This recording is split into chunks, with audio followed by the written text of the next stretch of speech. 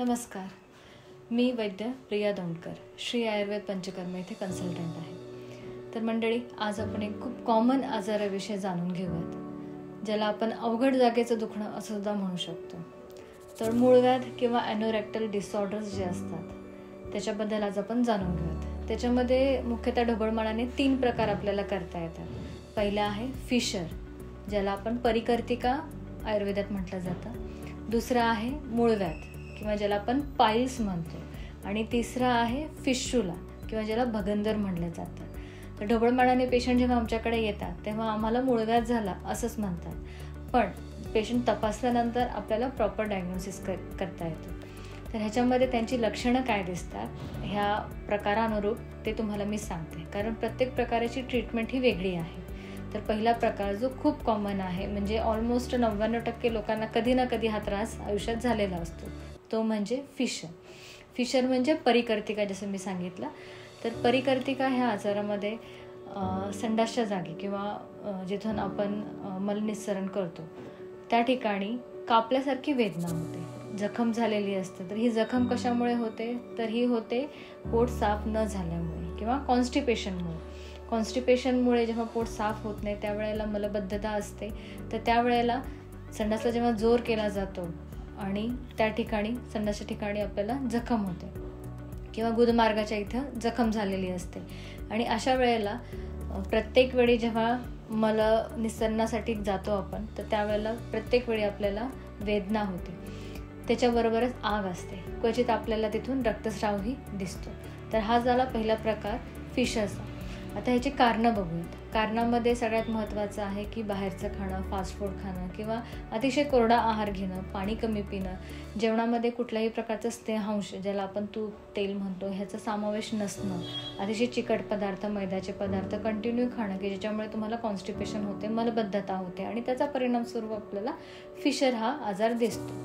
तर हा अतिशय पेनफुल आहे. म्हणजे ज्या व्यक्तीला तो त्रास होतो तो कधी कधी एवढा त्रासलेला असतो की त्याला बसता सुद्धा येत नाही.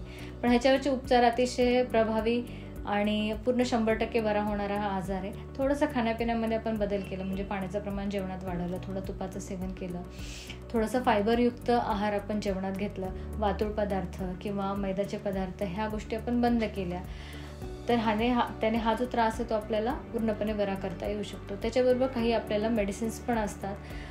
पोट साफ राहील याच्याकडे लक्ष ठेवलं पाहिजे. त्यासाठी आपण गंधर्वरितेसारखं चूर्ण जे आयुर्वेदात आलेलं आहे त्याचं आपण सेवन करू शकतो.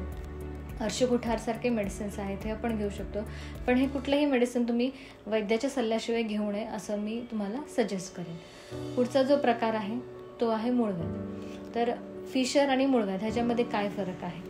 फिशरमध्ये आपल्याला तिथे जखम झालेली असते, पण मूळव्याधामध्ये कोंब आलेला असतो, प्रॉपर कोंब असतो. कोंब म्हणजे काय? तर एंड वेन्स ह्या वाढलेल्या असतात, त्याच्यातून जो रक्तस्राव आहे तो जास्त प्रमाणात होतो. म्हणजे फिशर आणि मूळव्याध, फिशर आणि पाईल्स, ह्याच्यामध्ये पाईल्स या प्रकारामध्ये तुम्हाला वेदना कदाचित सेम असतील किंवा कमी असतील, पण रक्तस्राव हा पाईल्समध्ये आपल्याला जास्त दिसतो. ह्याची पण कारणं तीच आहे. कंटिन्यू बैठं काम आहे, बाहेरचं खाणं आहे, नॉनव्हेजचा प्रकार जास्त जेवणात असेल किंवा फ्राईड शिळं अन्न खाण्यात येत असेल, त्याच्यामुळे कॉन्स्टिपेशन आणि तिथून पुढे मूळव्याध हा आजार आपल्याला होतो. गर्भिणींमध्ये किंवा सुतिकेमध्ये म्हणजे डिलिव्हरीनंतर सुद्धा हा प्रकार दिसतो, कारण त्या अवस्थेप्रमाणे जो काही शरीराच्या ज्या एंडवेन्स असतात त्याच्यावरती जो दाब येतो, त्याच्यामुळे त्या अवस्थांमध्ये हा आपल्याला आजार दिसून येतो. तर ह्याच्या ट्रीटमेंटमध्ये सुद्धा खाण्यापिण्यात आहारात बदल गरजेचा आहे. त्याच्याबरोबर आयुर्वेदिक औषधं खूप छान पद्धतीने इथे काम करतात. तिसरा जो प्रकार आहे तो म्हणजे भगंदर किंवा ज्याला आपण फिशुला म्हणतो. तर फिशर आणि पाईल्स जसं मी आता सांगितलं, तर हा त्या जागेचा आजार आहे. पण भगंदरमध्ये काय होतं, तर जी गुदद्वार तुमचं आहे त्याच्या आजूबाजूला कुठेतरी एखादी फोडी आलेली असते. त्या फोडीतून क्वचित रक्तस्राव होतो, क्वचित पस येतो, क्वचित कधीतरी थोडंसं काहीतरी फिकल मटेरियल ज्याला म्हणतो आपण ते सुद्धा त्याच्यातून आपल्याला बाहेर आलेलं दिसतं. तो सुद्धा पेनफुल आहे, तुम्हाला बसायला उठायला त्रास होतो. पण ट्रीटमेंट वाईज जर विचार केला तर फिशर आणि पाईल्स हे औषधाने पूर्ण 100% बरे होतात. पण जेव्हा फिशुलाची वेळ येते तर फिशुलासाठी आयुर्वेदात खूप सुंदर ट्रीटमेंट आलेली आहे, ज्याला आपण क्षारसूत्र म्हणतो. तर क्षारसूत्रने ही जी फिशुला प्रकार आहे किंवा ज्याला भगंदर म्हणतो, ज्याच्यामध्ये एक ट्रॅक तयार होतो, तुमच्या गुदद्वाराच्या आजूबाजूला कुठेतरी पोळी आलेली असते, त्या पोळीतून तुमच्या ॲनल कॅनलपर्यंत एक ट्रॅक तयार झालेला असतो.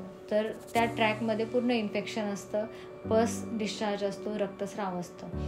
तर तिथे आपल्याला एक दोरा बांधता येतो, ज्याला आपण क्षारसूत्र म्हणतो. तर ही जी क्षारसूत्र ट्रीटमेंट आहे ही आपल्याकडे श्री आयुर्वेद पंचकर्म हॉस्पिटलमध्ये पूर्ण यशस्वीरित्या 100% आपण इथे पेशंट बरे केलेले आहेत. शिवाय यासाठी आपल्याला मेडिक्लेमसुद्धा मिळतं, ज्याच्यामध्ये कॅशलेस मेडिक्लेममध्ये सुद्धा हा आजार तुम्ही आमच्याकडे येऊन पूर्णपणे बरा होऊ शकतो. त्याच्याबरोबर आहारातले जे चेंजेस आहेत ते आम्ही इथं सजेस्ट करतो की ज्याने परत पुन्हा त्रास होऊ नये पेशंटला. औषधी चिकित्सा तर असतेच. तर अशा पद्धतीने हे जे 3 प्रकार आहेत, फिशुला, फिशर आणि पाईल्स, ह्याच्याबद्दल आपण आता जाणून घेतलेलं आहे. अधिक माहितीसाठी, ट्रीटमेंटच्या एन्क्वायरीसाठी खालील दिलेल्या नंबरवरती तुम्ही कॉन्टॅक्ट करू शकता. काही शंका असेल तर कमेंट बॉक्समध्ये तुम्ही अवश्य विचारा. धन्यवाद.